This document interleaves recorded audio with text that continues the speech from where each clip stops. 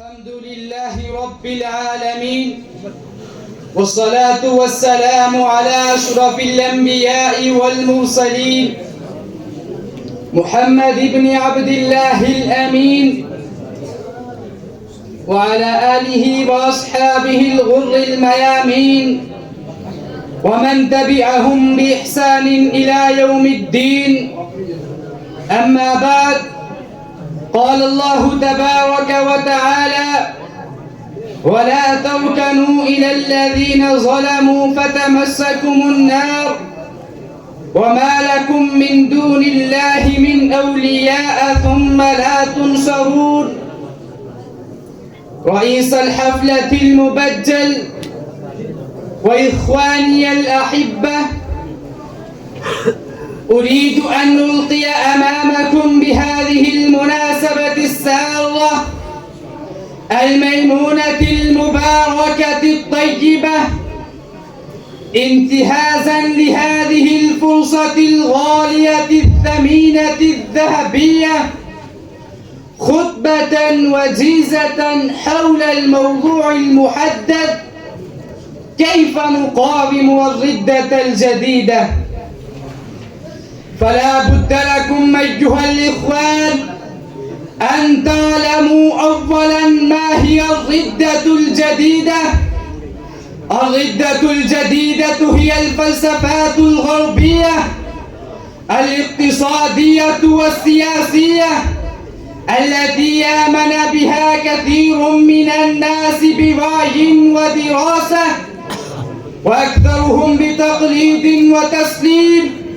وهي العلوم العقلية والنفسية اللادينية التي تسربت عن طريق الأدب والثقافة والصحافة والسياسة إلى أذن الجماهير، حتى أصبحت الشعوب الإسلامية خاضعة أمامها مع مؤهلاتها ومواهبها، وهي الشك والإلحاد وعدم الثقة بالحقائق الإيمانية والغيبية،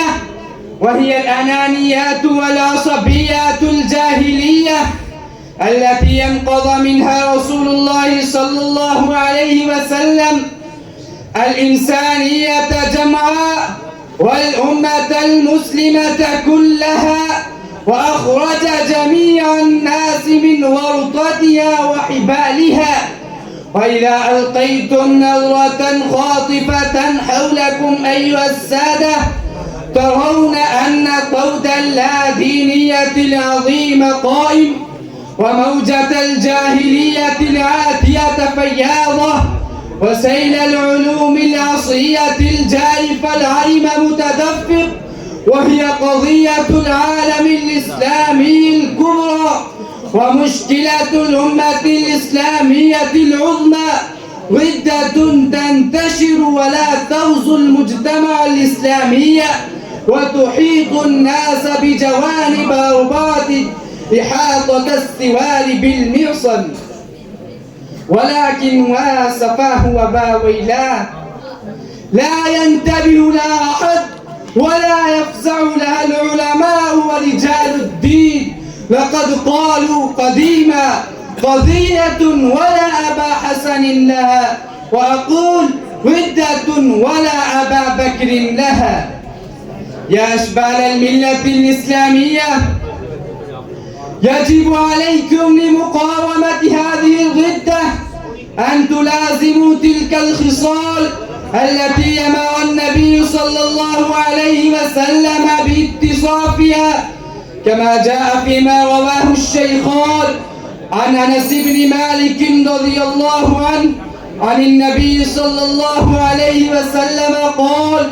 ثلاث من كن فيه وجد بهن حلاوة الإيمان: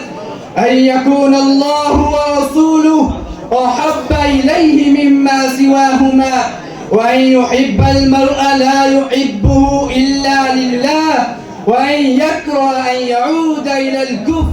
كما يكره أن يقذف في النار. وما